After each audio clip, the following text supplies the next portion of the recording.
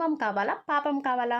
ఆ రెండిట్లో ఏదనేది ఒకటే డిసైడ్ చేసుకోవాలి. ఎందుకంటే మనకు కుటుంబం కావాలంటే మంచి మార్గం వైపు వెళ్ళాలి. మంచి చేయాలి. మంచే చేస్తూ ఉండాలి. అప్పుడే మనమైతే కుటుంబంతో కలిసిమెలిసి సంతోషంగా అయితే ఉంటాము.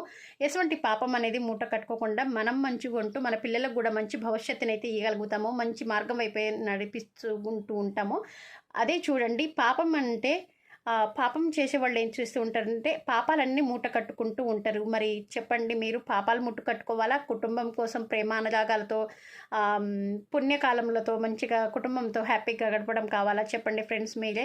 చాలా వరకైతే నేను కోరుకునేది ఏందంటే చాలా వరకి కుటుంబంతో గడపాలనే చూసుకోవాలి. కుటుంబం కోసమే బతకాలన్నట్టుగా ఉండాలి. అదే కాకుండా సమాజంలో ఏదైనా హెల్ప్ కావాలన్నా కూడా ఒకరికి హెల్ప్ చేసే విధానం అనేది ఉండాలి. అది నీతి నిజాయితీగా ఉండాలి. అది పాపంగా అయితే ఉండకుండా చూసుకుంటూ ఉండాలి. అప్పుడే మనం చేసే పుణ్యమైన మన పిల్లల భవిష్యత్తు కూడా చాలా చక్కగా అయితే ఉంటూ ఉంటుంది. మనకు పాప కర్మలను